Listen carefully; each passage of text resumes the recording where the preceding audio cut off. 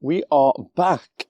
Let's talk about what's new, what's returning, and maybe why we're back.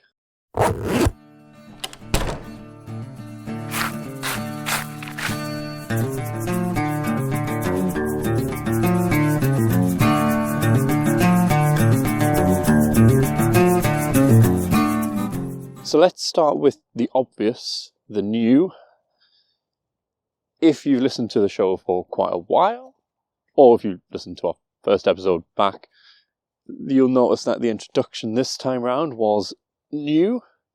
I might also sound different. I have no idea at the moment. And there's probably ambient sounds. Some birds around currently making a bit of noise. And every now and then you will probably hear me shout Jessie, because I am currently out walking my dog, which is why we're calling the series Walks with Jessie. And this is a new format, a new series we're going to be bringing alongside the main show. What we aim to do with this series is to just pick apart either bits of news that are relevant within the open science landscape, or things around research integrity or academic culture, maybe even a little bit around careers. And we'll just talk about them for 20-ish minutes. This is also an opportunity for you to send in any questions that you might have, and we can answer your questions. If you do have questions you would like to send in, you can record those as a link in all of the show notes, and you can record your question, send that in, and we can play that at the start of the episode. Or you can just write to us or find me on social media. But let us know your questions and we can answer those questions directly, and then it is a bit more of a conversation. And your questions can be about pretty much anything. We cover a wide variety of things. So we talk about preprints, obviously, and scientific publishing. But we can also cover academic culture, research integrity. We can talk about careers if you'd like to talk about academic or non-academic careers. I know a lot of people personally at the moment who are on the job market, who are struggling to be on the job market, who are looking to get out of academia. It's something I've done and struggled with. It was not an easy transition out. It's very strange doing this when you're out talking to yourself. There's no script here. I'm not walking around with my phone with notes on it. I'm just kind of talking in a very self-conscious manner. Yes, and the other thing, of course, is that every now and then we will run into other dog walkers, or Jessie will do something that distracts me and I will completely forget what it was I was talking about. I don't know how much of this kind of stuff we might leave in.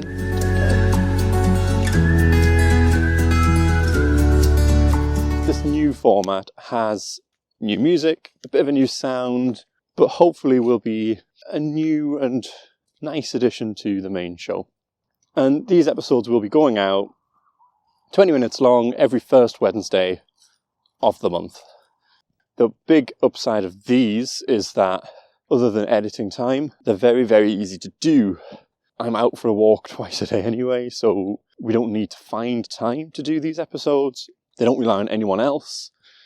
They do rely on me actually knowing what I'm saying, which is hit and miss. But otherwise, we just need a topic and we're good. So these should allow us to keep going if everything else was to go wrong. That won't happen, at least not this year, because we did get a nice, very kind donation at the end of 2024, which allows us to do this series and also bring the main show back. So the original show is also returning in a slightly modified manner. When we first started the podcast, we were doing 2 episodes a month, as we are now, but those episodes switched between a discussion with a service or an open science leader and talking about science with an early career researcher. The thing we're bringing back are those discussions with ECRs about their science and their journey through academia. I really, really like doing those. I think it's a nice opportunity for the researcher. I hope it is anyway. I love it when I get invited on to do these kind of things. And also I think that's the thing that most people listening find interesting. I have no idea, I'm just guessing. But it is also probably nice to not just have my voice all of the time. But then you listen, I don't. So we all hear our own voices. So the main show will be returning And every month we will have a different early career researcher on, and we'll be talking about a different preprint. Quite nervous about bringing that back because I've been out of the lab now for about 1.5 years. Hopefully I haven't lost it and I can still remember basic lab stuff and basic science. I should still remember it all. Although I think the recording with Mark went okay. But we did play it safe by choosing something that was about publishing. The format will very much stay the same, so we'll have 40-minute episodes every third Wednesday of the month. And the first sort of 25-30 minutes will be about the preprint and the science, and then the last 10 to 15 minutes will be about that person's journey in academia. That will switch a little bit and be a bit fluid, but that's the standard format we have. You'll notice in our first one back with Mark, I forgot that was the format, which is particularly bad given that I'd just written out the formats about a week before that. So we didn't spend that much time talking about Mark's journey, which we should have done because it is quite interesting that he's able to balance lab work, being a new PI, with publishing and the meta research stuff. That's something that in my own brief academic journey just did not work out. Everyone kept telling me the meta science stuff I was doing was nice, a bit of a pat on the back, but it was a distraction from lab work. It was not appreciated, particularly by wet lab scientists.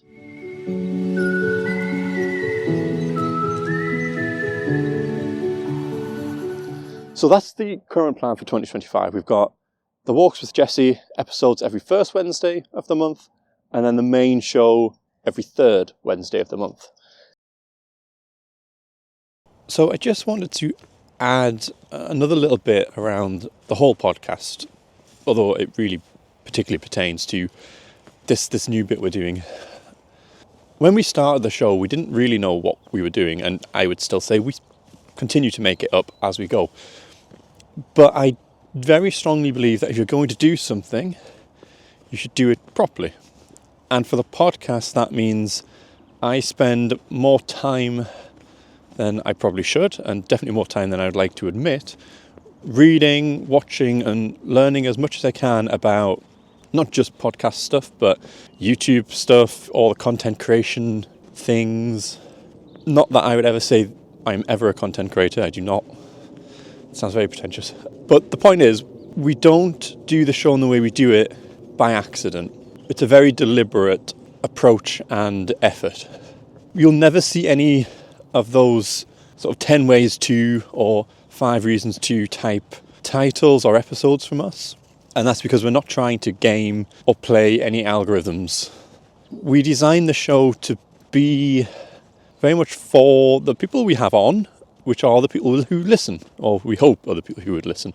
In its original run, it grew by word of mouth and not really anything more than that, which I don't know if it makes it impressive or not. It might be really easy, but in the original run, and actually even just before we returned, we were charting in some of the Apple Podcast charts.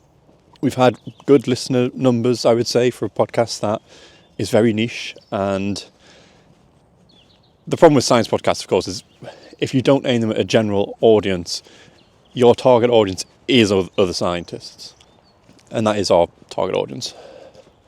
So we have done surprisingly well for it just being word of mouth, and also not trying to gain algorithms or really get attention. It's really cold. It's making it hard to think. There's a lake. I'm just walking past a lake, and it is completely frozen over. So we're not playing any algorithms. We're not trying to do things that get attention and people listening. We do the show in the way we do it because we think that's what people would like to hear in terms of our target audience. The other thing we don't do, and this is purely because I hate it, is that we don't self-promote too much. If you follow me on LinkedIn, you'll know the kind of stuff I post, but I'm not someone who just posts this very false version of life where everything is amazing and everything is all over the top positive. I hate all of that stuff. We promote the show a little bit. We promote the people we have on a lot more. And when we do promote things, it is driven by the guests more than anything else. But that also feeds into that sort of growing by word of mouth, and it can be quite slow. And now, this is not to say I don't want the podcast to have so many listeners that it's amazing. We have a lot of listeners, which is really nice, but the bigger it is, the better it is for the people we have on. We have basically chosen the hardest thing to do in terms of growth because we've got an incredibly small niche audience. We have a host who is not known, so I'm not bringing an audience to the show. And we have guests who, they're early career researchers, they're starting out, nobody who knows who they are either, so they're not bringing an audience with them, which, if I thought about this much when we started, we might have done it differently, because actually it's very exposing to do it this way, because it relies entirely on the content, and whether or not what we do is liked and good, because it's the content that drives people to listen and is the thing that will then get new people to listen. We do, in our original run at least, we would invite bigger names on and they would bring a bit of an audience. And the main reason we did that was actually to help with growth a little bit, so that we could bring that extra benefit to the early career researchers who are on. We won't be doing that this time round, or at least not as part of the main show, but hopefully we're doing other things that add value. So we don't do a lot of things that help us, particularly with growth. But the reason I'm talking about this is that actually we've accidentally fallen into what is going to be, across 2025, a very popular wave of new content, or at least a new way of making content, particularly on YouTube, although I suspect that will also extend out to podcasts. And I saw one person describe this as IRL, POV, EDU content. Basically, it's just a shift away from all of that really polished, fake, inauthentic, cool-looking stuff towards more authenticity, more personality, more realism, I guess. And I think it's quite nice to see, because as much as I appreciate all those polished things on YouTube, it's nice when you come across something that is just real, and apparently that's the trend. So we have somehow managed to hit a trend with this series, assuming people like it. So the IRL part is very much in real life, and that's about recording your stuff in real environments. So on YouTube, you'll probably see a lot of people doing vlogs where they're walking around doing their shopping, or they're driving somewhere, or they're walking in a park, or, as we are here, walking the dog. And it's part of that bringing someone into your real life and your day-to-day. The POV is more about, it's point of view, so it is very much about injecting the person's opinion or viewpoint onto whatever the content is. We do that anyway, because in the main show, I add in bits of my experience where I can. And I do that so that it helps other people relate to the thing, or it might add a bit of context to whatever it is we're talking about. In these shows, it's all my point of view. It is an evidence, expertise, and experience-based point of view, but it is my opinion on various topics. So we've hit the first two, and then the last one is EDU, which is content that is educational. On YouTube, you're seeing this a lot with, and probably TikTok, although I never use TikTok. But on those platforms, what that is translating into is a sort of old people sitting and talking about life lessons. It's that kind of educational content. Can be more the kind of stuff we do too, or where you're teaching a new skill or a new bit of knowledge. And so again, we hit that one already with the show we were doing. And with the new series, we should be hitting that even better, because we're going to talk about things that nobody else is teaching you, but they really should be in academia. So hopefully this new series will help a little bit with our growth as well. And as I've already said, because they're easy to do, there might be a lot more of this content if people like it and it works.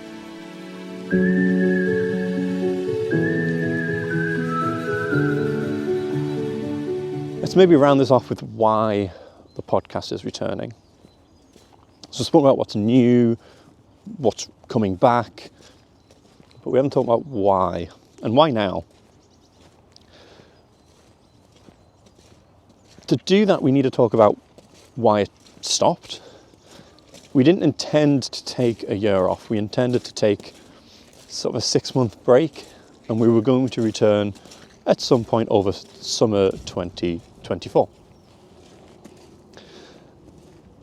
The reason we stopped initially is partly because of those recording issues with the microphone. It was just too sensitive, bad environment, and I thought the recordings sounded awful. And it makes me very self-conscious when we do them, and that impacts performance, guys. There's a sex joke we might want to take out, actually. So, bit of performance anxiety. Just another joke. Let's just leave them in. But that does impact things, and I don't like producing something that is not high quality and the best, at least I can make it at the time. So that was one of the reasons that fed into us stopping. But we were also all, as a team, incredibly busy at the time, and it was increasingly difficult to find time to schedule people in, to actually just to find preprints in the first place. And, well, actually not, that's the easy bit. Sorry, Jesse. Finding preprints is not difficult. Finding the contact details of the first authors is incredibly difficult. Sometimes it's hard to find people because their information just isn't there, and that really is down to labs who have websites who need to do a better job, or institutions, because institutions tend not to have contact details for anyone other than their PIs and support staff. PhD students and postdocs tend not to have their information publicly available. I don't agree with that. I don't know why institutions do that. I guess it would be updated more often than a faculty member would be, but it's a bit of a silly decision, really. So if you do have a lab website, it tends to make things easier because we're able to find contact details a bit more often for the PhD students and the postdocs. But even that isn't 100%, and it's incredibly frustrating. When we can't find contact details, if we really want someone on, we will email the PI or the corresponding author of the paper. That has a very low success rate. Most of the time, they just ignore the email, which is funny because when we email them directly to invite them on, the emails are not ignored so much. It helps to be able to contact directly, is the point I'm trying to make. But between the effort involved in that, the recording quality, just not having any time to do it, we couldn't do the show we wanted to do, and so it was better to take a break.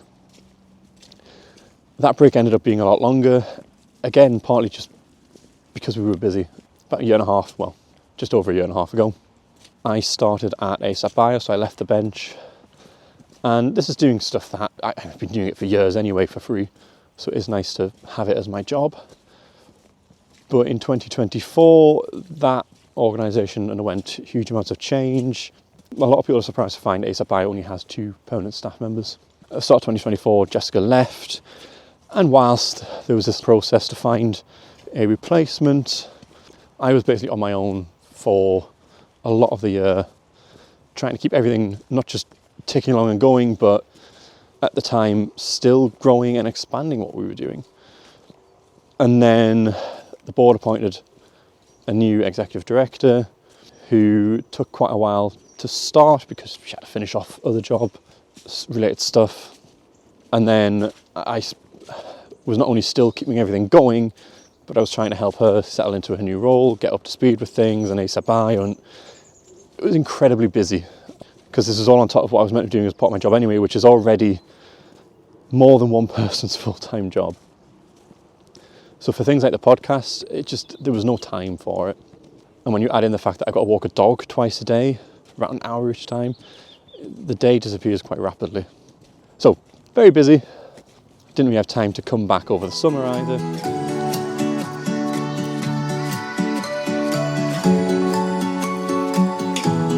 So why have we returned?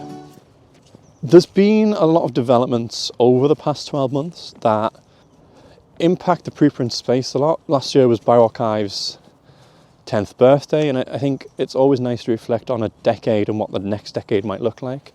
The previous decade had a set of challenges that have mostly been achieved.